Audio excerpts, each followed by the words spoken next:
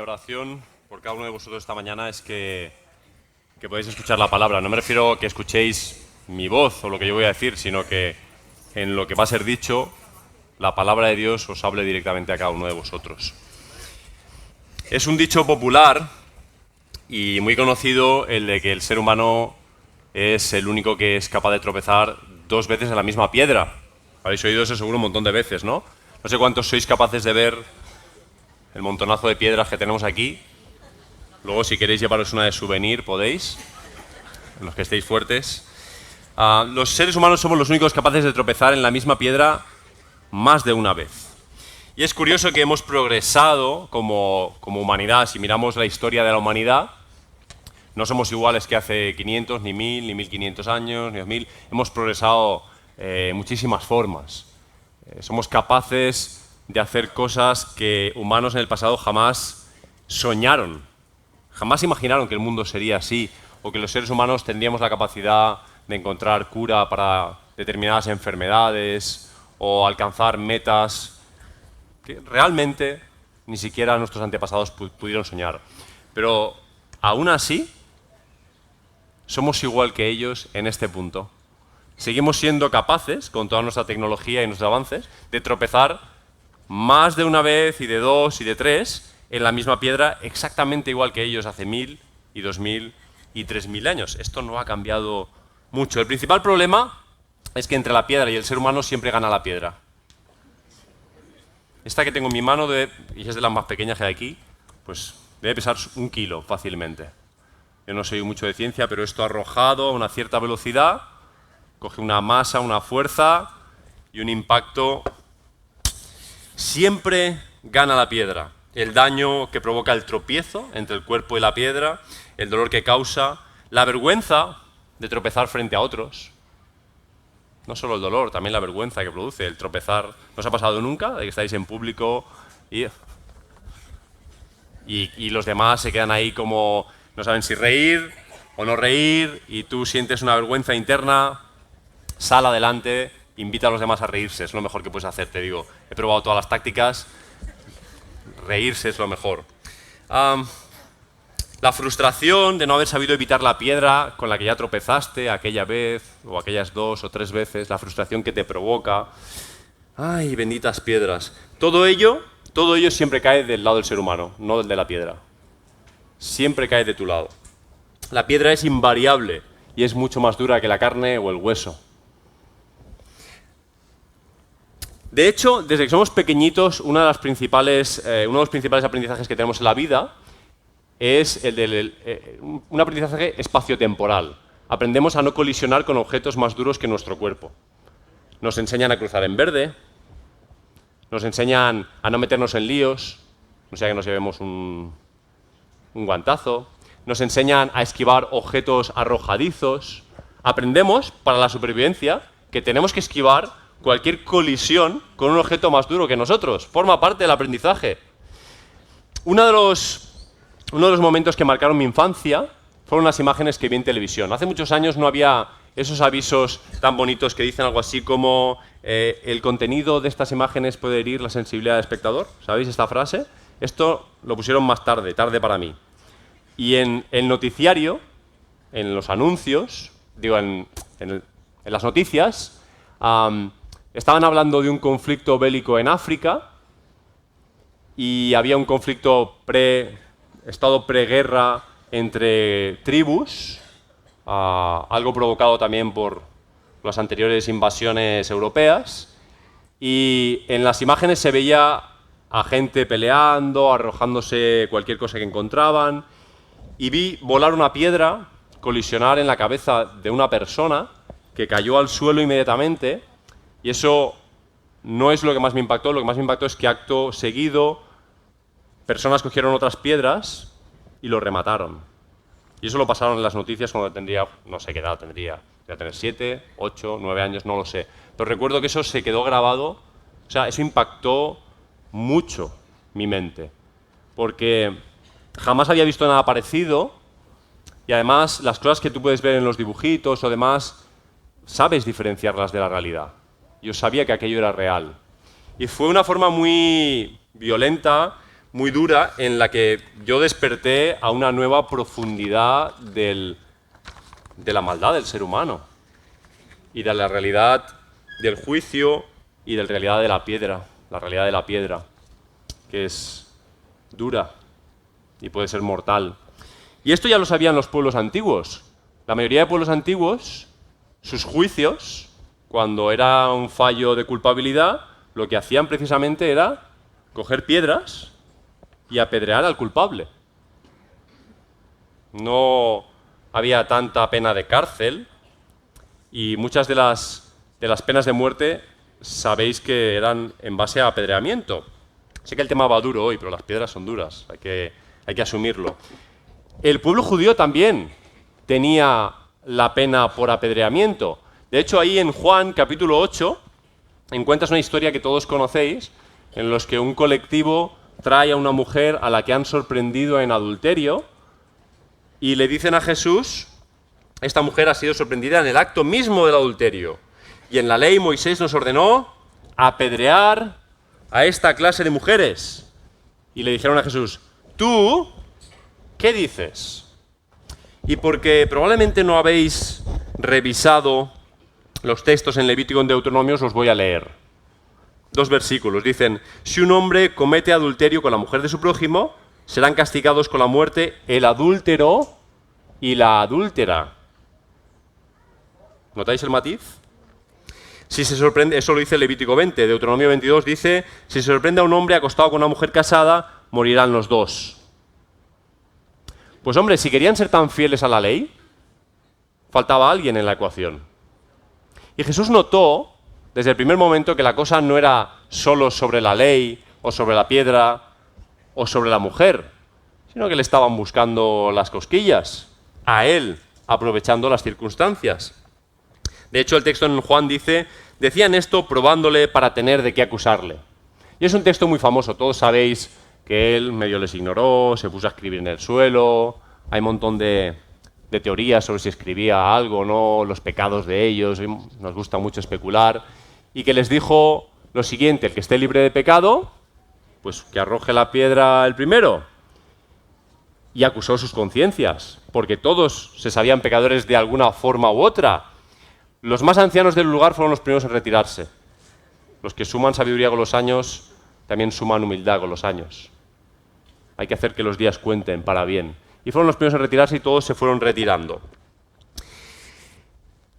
Esta escena trajo un diálogo en el resto del capítulo 8, en el que ahora nos meteremos por un momento, pero que no tiene todo el sentido sin recordarte antes algunas escenas del capítulo 5 y del 7. Por eso vamos a ver a continuación lo que podríamos llamar el juicio informal a Jesús. Porque Jesús fue juzgado posteriormente, Anás, Caifás, Pilato, todos conocemos esa parte, pero el juicio se ve en el Evangelio de una forma muy clara en los capítulos 5, 7 y 8. Por eso quiero ver este juicio en 3 vistas contigo. En el capítulo 5, pues si tienes una Biblia, puedes ir al capítulo 5 y puedes ir comprobando si me invento las cosas o no, así te mantienes despierto. En el capítulo 5 hay un enfermo de 38 años de duración al que Jesús sana de su enfermedad. El de Betesda, ¿recordáis? Y no tenemos tiempo para adentrarnos porque solo quiero ver algunas cosas con vosotros, pero es interesante que Jesús le dice, levántate, coge tu lecho, tu catre y vete, ya estás sano. Y cuando los judíos se encuentran a este hombre, ¿qué dicen? ¿Has notado que las personas, por ejemplo, las personas indigentes que no tienen dónde dormir, cuando encuentran un lugar de la ciudad que les parece lo más resguardado, lo más seguro dentro de las malas posibilidades que tienen, se suelen quedar en ese sitio? Porque encuentran que ahí es donde están o más abrigados o más seguros. Y si tú eres del barrio, si tú vives en las cercanías, a base de caminar, a base de ir día a día por la calle, sueles tener identificadas a las personas que están en la calle. Es decir, tú sabes dónde están. Piensa que estos enfermos de esta época no solo eran enfermos. Por el hecho de ser enfermos, pasaban a ser también indigentes, personas, digamos, desahuciadas socialmente que estaban ubicados en un lugar concreto. Si este hombre estuvo 38 años enfermo, os aseguro que era conocido por la mayoría de personas de Jerusalén. No estamos hablando de ciudades tan grandes, por lo menos del barrio, de la zona. Estos judíos conocían a este hombre enfermo. Y de pronto lo ven de pie, caminando sano después de 38 años, y la observación que tienen, la primera es: hoy es sábado. ¿Tú qué haces cargando con ese lecho? No puedes cargar con ese lecho, porque el sábado tenía un montón de normas, un montón de reglas que los judíos habían ido creando y estipulando, que no tenían que ver con lo que Dios había dicho del sábado, y lo puedes leer en el Éxodo, sino que lo que habían hecho era tipificar con montones de leyes y detalles el sábado que Dios había creado. Y ya confundían lo que era de Dios y lo que era de ellos.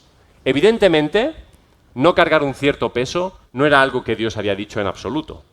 Había dicho que era un día de descanso, para pasarlo con Él, para estar en la familia, no un día para trabajar. Pero eso no quiere decir que no tengas una necesidad en el día en la que tengas que coger un peso. Jesús acusará a los religiosos muchas veces con ejemplos como, por ejemplo, si tu animal se cayera a un pozo en día sábado, ¿qué harías? ¿Lo dejarías hasta el día siguiente o lo rescatarías? Los judíos acusan a este hombre de estar cargando ilegalmente ese lecho. El enfermo tampoco tiene una reacción muy natural, porque si tú te has tirado 38 años enfermo y alguien te sana, vamos, te debes a esa persona de una forma que yo no consigo ni imaginar. 38 años tirado, enfermo, no puedes hacer nada y alguien viene y te sana. Pues sabiendo este hombre las leyes y sabiendo que estaba metiéndose, acababa de salir de un lío de 38 años y parecía que se le creaba otro con los judíos, dijo, no, el que me sanó, ¿sabes? La mujer que tú me diste, el que me sanó, él me dijo que cogiera el lecho. ¿Quién es? ¿Quién es? No lo sé, no sé cómo se llama. 2 versículos después, Jesús le vuelve a encontrar y entonces averigua que es Jesús. ¿Y sabéis qué hace? Sale corriendo, porque ahora puede correr. Sale corriendo, con la salud que ha dado Jesús, a buscar a los judíos para decirle, es ese, se llama Jesús. Y el juicio por el sábado que está viniendo contra él, se lo sacude hacia Jesús. Qué bonito. Jesús, es el tercero en esta tríada de personajes de este capítulo, no huirá de la acusación, porque él sabe lo que es el sábado en verdad. Él distingue lo que es de Dios y lo que es de los hombres. A él le da igual las acusaciones que le den sobre si ha dicho que cojan o no cojan, porque él sabe que eso no viene de parte de Dios. Él no huye de esas acusaciones. Él va a responder en calidad del que tiene derecho y autoridad para establecer las cosas. Pero todavía lo está haciendo dentro de una informalidad en un juicio. Le están demandando razones, pero no es un juicio formal. Ahora, a partir del versículo 19, observa lo siguiente. Jesús, pues, declarando, ya no dice Jesús decía, sino Jesús, pues, declarando como si estuviéramos ya en un juicio. Y desde el versículo 19 hasta el versículo 47, final del capítulo 5, no tenemos tiempo para analizarlo, las repeticiones de las palabras juicio, juzgar, testimonio, testificar, autoridad, voluntad, bueno y malo, verdadero y falso, acusar, se repiten hasta la saciedad. Del versículo 19 hasta el final del capítulo tienes un juicio que empieza a ser un juicio formal. Y está Jesús declarando delante de los judíos, testificando sobre lo que cree o lo que no cree, lo que hace o lo que no hace, como si tuviera que dar explicaciones. Esa es la primera vista. Vamos con la segunda, capítulo 7. Vamos a decir que salió más o menos indemne de este primer juicio, pero ya no se pudo quedar en Jerusalén. Tuvo que marcharse a Galilea, porque ya les veía las intenciones a los judíos. Y el texto es claro de que él se iba de Jerusalén porque sabía que iban a por él.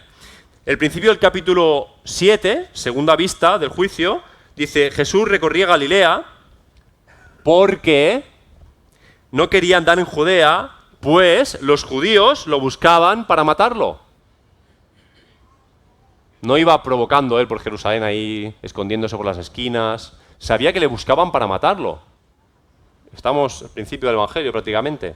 Pero el juicio, aunque ha sido informal, aunque es un juicio ilegal, no es un juicio válido, Jesús sabe que van a por él. Y se va a Galilea para andar un poco más tranquilo con sus discípulos.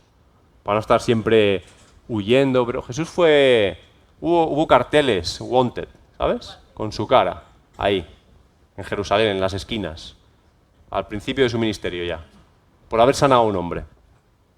Y bueno, resulta que aquí en el capítulo 7, aun estando en Galilea, llegamos a la fiesta de los tabernáculos, y las fiestas se celebraban en Jerusalén.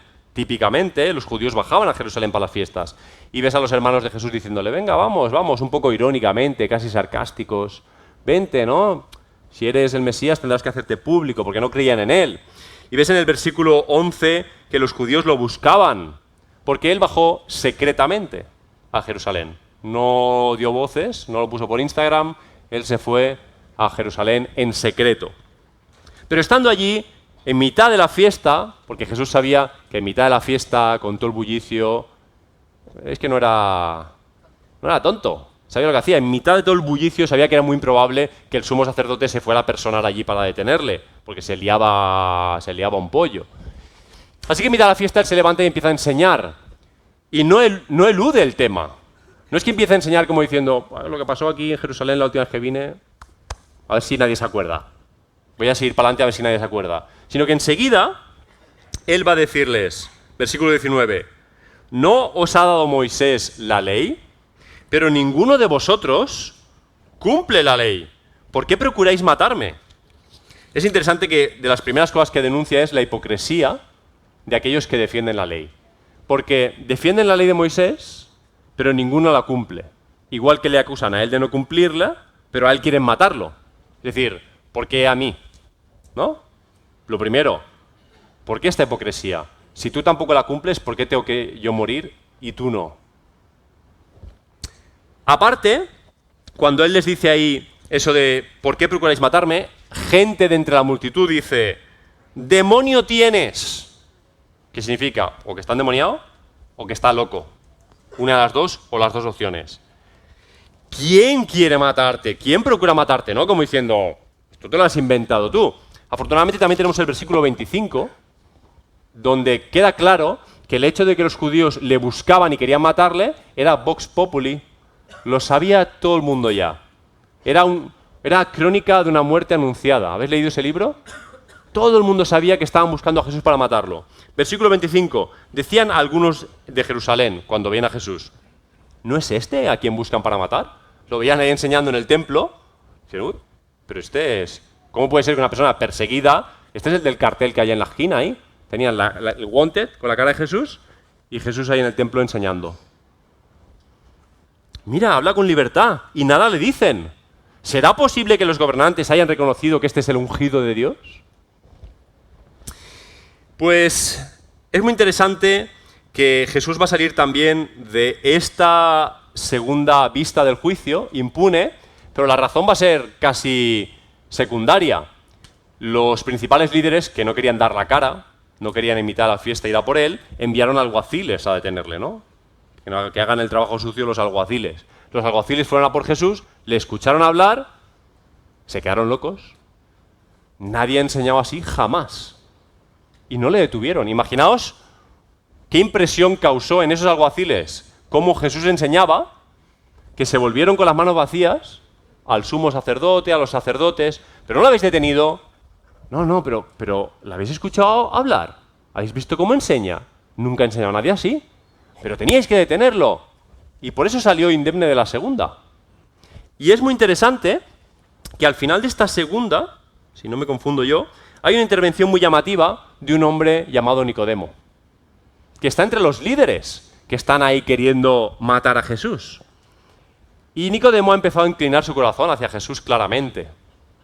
En el capítulo 3 tú ya ves un interés de él, aunque sea yendo de noche, aunque sea que no entiende nada, está buscando a Jesús, es Nicodemo el que va. Aquí va a decir lo siguiente, poniendo en riesgo su reputación, su lugar entre los líderes, él va a decir, ¿juzga acaso nuestra ley al hombre sin que primero lo oiga y conozca qué hizo? Por esta pregunta de Nicodemo, sabemos que los propios líderes sabían claramente que ese juicio era ilegal, que no era un juicio justo, que estaban juzgándole porque querían quitárselo en medio. Y punto. Tropezaban en él. Sus intereses personales tropezaban en Jesús. las vidas que habían creado y que querían continuar, tropezaban en Jesús. Jesús se estaba convirtiendo en una especie de piedra para ellos, en la que ellos tropezaban una y otra vez, y otra vez. Y por esos alguaciles que no le detuvieron, Jesús salió indemne. Tercera vista de este juicio. Llegamos al capítulo 8. Y es un capítulo muy simbólico, porque empieza y acaba con piedras. Empieza con las piedras que quieren ser arrojadas contra esa mujer adúltera, continúa con el juicio, y el capítulo acaba cuando ya, de forma manifiesta, dice el texto, Jesús les dijo, en verdad os digo, antes que Abraham naciera, yo soy. Y Leo ya nos habló de estos yo soy, de la identidad de Jesús, de cómo Él está diciendo, el Padre y yo uno somos, de cómo Él está refiriendo el nombre de Éxodo, el nombre que Dios ha dado para sí mismo. Entonces, tomaron piedras para tirárselas, pero Jesús se ocultó y salió del templo. Señores, señoras, en el templo, en el mismísimo templo, llegó a un punto que los líderes que habían decidido matar a Jesús ya tenían la cabeza fuera de sí. Ya no sabían cómo quitárselo y estuvieron dispuestos a apedrearlo ahí mismo, en el templo. Obvio, no se hacía en el templo. Se salía a lugares fuera de las murallas de la ciudad a apedrear a la gente. No se hacía en el templo. Hubiera sido brutal. Y el diálogo que hay en todo el capítulo 8, un diálogo en el que ellos justifican que son los hijos de Abraham, un diálogo en el que dice somos el linaje judío, nosotros no somos esclavos de nadie, cuando Él les dice seréis libres si conocéis la verdad, no somos esclavos de nadie, nunca hemos sido esclavos. Ese diálogo está lleno de matices, razones, argumentos, como que si sana a los enfermos en Sabbat, que se hace uno con el Padre, blasfemia, hacerse igual a Dios, todas las razones por las cuales le quieren juzgar. Pero la verdad es que las razones dan igual en este punto. Ellos han determinado que lo van a matar. Y es una determinación que está en sus mentes y en sus corazones. Y la razón es que Jesús es una piedra molesta en su camino. Es una piedra en la que tropiezan y tienen que decidir. No pueden, tienen que hacer algo con él y deciden apedrearlo, quitárselo de en medio. Ahora, el jurado que emite el veredicto de este juicio informal, no penséis que eran solo los líderes. Porque cuando te hablo de los líderes, a lo mejor tú dices, bueno, y empujas así la responsabilidad hacia afuera, ¿no? Como hizo el enfermo de Bethesda, ¿no? Eso fue... Tú a lo mejor dices, bueno, yo no tengo nada que ver con los líderes. Pero es muy interesante que en todos estos diálogos en el capítulo 5, 7, 8 de Juan, mientras tienes esas disputas verbales entre Jesús y los líderes religiosos, la gente también toma partido. Todos y cada uno de los que oían o sabían iban tomando partido. Te leo algunos versículos. Capítulo 7, versículos 12 y 13. Había mucho murmullo entre las multitudes respecto a él. Era el tema de conversación en los bares. Pues unos decían, es bueno. Otros decían, no, engaña a la gente. Pero la verdad es que nadie hablaba francamente respecto a él por temor a los judíos. No lo hacían de cara, no lo hacían abiertamente, pero lo hacían. Todo el mundo estaba tomando partido. Es bueno, no es bueno, es un engañador. Todos estaban juzgándole. Los que le conocían, los que no le conocían. En el mismo capítulo, versículos 43 y 44. Por eso, por la conversación, surgió división entre la gente a causa de él. Se llegaron a hacer hasta bandos. Imagínate la multitud llegando a discutir cuando no estaban los líderes. No, que él es, que viene de parte de Dios, que no viene. Y se hicieron bandos. Y algunos de ellos querían prenderlo, cogerlo, porque estaban de acuerdo con los líderes y querían matarlo también. Otros no. Juan capítulo 10, versículos 19 y 21. Volvió a haber división entre los judíos por estas palabras, y muchos decían, demonio tiene, está fuera de sí, ¿por qué le oís? Otros decían, estas palabras no son de un endemoniado, ¿puede acaso un demonio restaurar los ojos de los ciegos? Y esto lo referían porque en el capítulo 9 él había sanado a un ciego. Es decir, ¿quién estaba juzgando a Jesús? Todo el mundo. Todo el mundo estaba haciendo un juicio sobre Jesús. Unos querían coger la piedra y arrojársela, y otros querían que él fuera la piedra en la que se tropieza. Pero todo el mundo estaba juzgando a Jesús. Todos emitían juicios sobre su identidad, sobre su persona. En el capítulo 10 tenemos, después de todo este juicio, y entender que el juicio ha acabado ya porque en el capítulo 8 intentan apedrearle. Es decir, hasta ese punto hay diálogo, están yendo a por él, pero en el capítulo 8 cogieron piedras y fueron a por él. Es decir, el veredicto de parte de esos líderes estaba claro. En el capítulo 10 encontramos una última escena en la que de nuevo hay una conversación, en la fiesta de la dedicación, y Jesús dice la frase, yo y el Padre somos uno, y a continuación dice, los judíos alzaron otra vez piedras. ¿Veis que esto era recurrente? Alzaron otra vez piedras para apedrearlos, y Jesús les dice, muchas buenas obras del Padre os he mostrado, ¿por cuál de ellas me apedreáis? ¿Veis que no huía de la confrontación? No huía de la mentira implicada en la situación. Decía lo que tenía que decir, aunque sabía que iban a por su vida. ¿Por cuál de estas obras me apedreáis? Le respondieron los judíos, por buena obra no te apedreamos, sino por blasfemia, porque tú, siendo hombre, te haces Dios. Y una vez más, versículo 39, procuraron otra vez prenderlo, pero escapó de sus manos. Yo no sé si lo hacía corriendo y era el más rápido del pueblo. No sabemos, ¿no tenéis curiosidad por estas cosas? Porque se escapó de nuevo de ellos, de una turba que quería apedrearlo.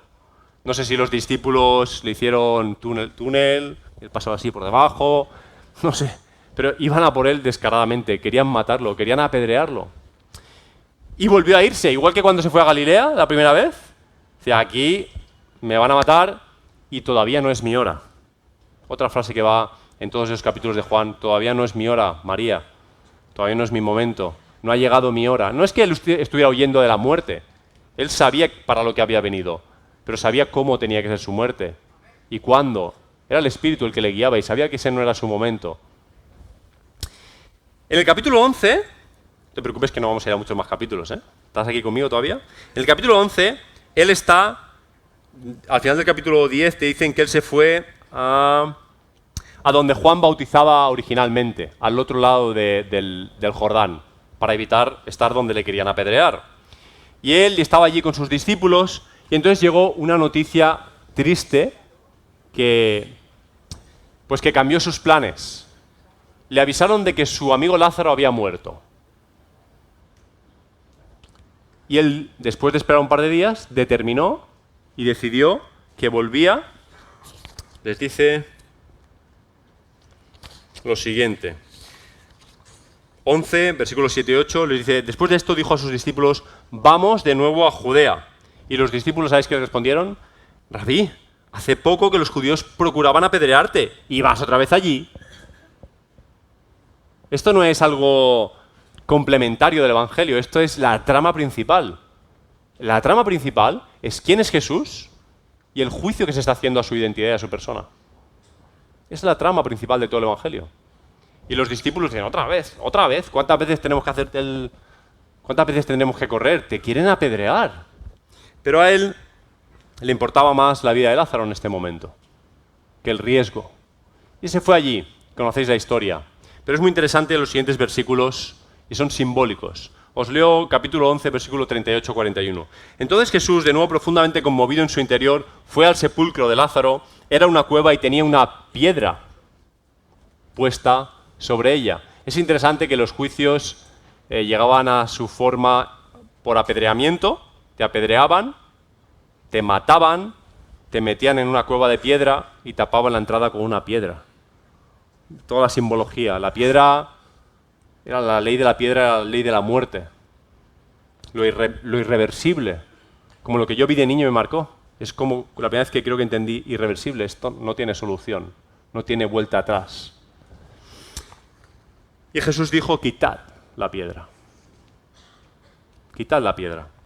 Marta, hermana del que había muerto, le dijo, Señor, ya hiede, porque lleva 4 días muerto. Jesús le dijo, ¿no te dije que si crees verás la gloria de Dios? Entonces quitaron la piedra. Y es el primer momento en el que tú ves un símbolo, ¿no? Una piedra, que sería una piedra a lo mejor como todas estas juntas. Una piedra que tapaba la pequeña boca de una entrada a la cueva, que había que rodarla entre varios hombres o personas de mucha fuerza. Una piedra que cuando las mujeres iban hacia el sepulcro de Jesús iban hablando diciendo, ¿quién nos rodará la piedra? Porque nosotras no vamos a poder con esa piedra tan grande. una piedra que certificaba la muerte, que certificaba que aquello era irreversible. Y Jesús la quita. Y ese símbolo, que por cierto es la sexta de las 7 señales de las que te habla Juan, Juan te va hablando, hizo principio de señales, esta fue la segunda señal, esta fue la tercera señal. La resurrección de Lázaro es la sexta de las señales. Y es un símbolo profético, el retirar esta piedra, es un símbolo profético de lo que va a ser la resurrección de Jesucristo. Y justo ahí es donde quiero ir concluyendo. Juan 20, versículo 1. El primer día de la semana, María Magdalena fue temprano al sepulcro, cuando todavía estaba oscuro, y vio que ya la piedra había sido quitada del sepulcro. ¿Quién quitó la piedra? ¿Quién quitó la piedra del sepulcro de Jesús? La quitó Dios, por los medios que Él quiso. La ley de la piedra, la ley de la muerte, la ley de lo irreversible, empieza a ser eliminada, empieza a ser retirada por la obra de Jesucristo, el único capaz de quitar la piedra. Los judíos emitieron sus juicios, todos y cada uno de ellos, pero la resurrección de Jesús al final es el fallo del verdadero Tribunal Supremo, que después de un juicio en unas cortes inferiores, el Tribunal Supremo a veces es el que dicta lo que verdaderamente va a suceder.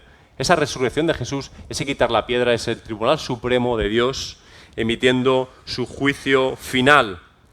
La muerte y la resurrección le han quitado todo el poder a las piedras que todavía hoy surcan muchas veces el aire buscando tu vida, la culpabilidad, tu conciencia de tu propio pecado. Las veces que en lugar de responder a tu pecado con la realidad del Evangelio, prestas oído a mentiras que dicen que es irreversible, que no hay remedio, que no hay respuesta posible a lo que tú haces o a lo que dejas de hacer, que tu vida no merece, que tu vida lo que merece es la piedra. Pero el Evangelio tiene otro mensaje para ti. Es muy interesante que ya desde el Antiguo Testamento, en las profecías sobre Jesucristo, empezó a llamársele la piedra angular. Y te voy a leer 2 textos ahí. Por ejemplo, el Salmo 118, versículos del 20 al 23, dice: Esta es la puerta del Señor. Los justos entrarán por ella. Te daré gracias porque me has respondido y has sido mi salvación. La piedra que desecharon los edificadores ha venido a ser la piedra principal del ángulo. Obra del Señor es esto admirable a nuestros ojos. La piedra angular, aquella sobre la que se sostiene todo el edificio. No una piedra cualquiera. No despreciemos el poder de una piedra cualquiera. Puede matar a una persona en un juicio. Pero Jesucristo es la piedra angular. La piedra en la que tropezaban estos líderes, en la que tropezaba el pueblo, y la piedra en la que tropezaremos nosotros. Gracias al Evangelio, no tenemos que tropezar con estas piedras. No hay juicio sobre nuestra vida. De hecho, el Evangelio mismo, en Juan capítulo 5, en el discurso de esa primera vista, del que os he hablado, Jesús va a decir, versículos 21, 22 y 24, porque como el Padre levanta y da vida a los muertos, así también el Hijo da vida a los que quiere. Porque el Padre a nadie juzga. Le está diciendo a unos judíos que quieren juzgarle que el Padre no juzga. El Padre a nadie juzga, sino que todo el juicio lo encomendó al Hijo. Escuchad lo que les está diciendo. ¿Estáis intentando juzgar a aquel que tiene la autoridad de todo el juicio del universo? Y aún así, Jesús se sometió a esos juicios. Se sometió a esos juicios. Jesús fue juzgado por seres humanos como tú y como yo, para que estos seres humanos que fueron ellos y nosotros no tengamos que sufrir la piedra, para que no seamos apedreados por nuestros pecados. Sigue diciendo el texto: el que oye mi palabra y cree al que me envió tiene vida eterna y no va a juicio. Te voy a repetir esto. El que oye mi palabra y cree al que me envió, tiene vida eterna y no va a juicio, sino que ha pasado de la muerte a la vida. Jesús ha declarado sobre tu vida: quitad la piedra. Quitadla. No hay juicio. No lo hay. Yo lo he sufrido por él. Yo lo he sufrido por ella. Ya no hay juicio. Y Mateo 11, versículo 6, dice una frase muy interesante Jesús, en otro contexto, pero dice: bienaventurado el que no haya tropiezo en mí. Jesucristo es quien el Padre dice que es. No es quien tú piensas que es necesariamente, quien tú sientes que es. No necesariamente es la configuración mental que tú te has hecho de quién es Él históricamente. Jesucristo es quien las Escrituras dicen que es. De hecho, en el capítulo 7, el 8, perdón, dice: procuráis matarme porque mi palabra no tiene cabida en vosotros. Esa es la razón por la que intentamos juzgarle, porque no le damos lugar a la palabra. Pero la palabra nos dice quién es Jesús. Y Jesucristo es la piedra angular. Y eso te pone a ti en dos situaciones. Como al resto del pueblo tienes que lanzar tu propio veredicto, porque te ha dado libertad para elegir. Tú tienes que elegir si Él es bueno o es un engañabobos. ¿Recordáis las frases del pueblo? Si Él tiene demonio o si en verdad es el enviado de Dios. Si tenemos derecho a tirarle piedras, o más bien al contrario, nuestras vidas circulan en el sentido en el que un día, antes o después, nos vamos a encontrar con Jesús, en esta vida o al levantarnos en la siguiente, y descubriremos que Él es la piedra angular.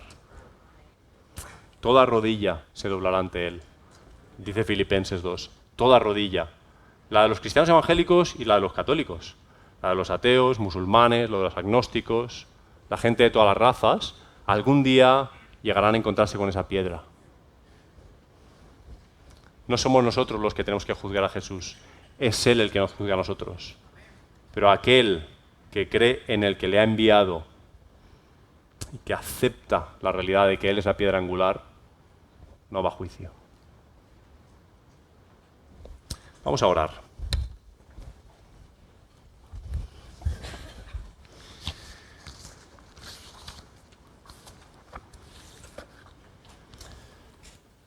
Señor Jesús, te damos muchas gracias por tu infinita paciencia, Señor.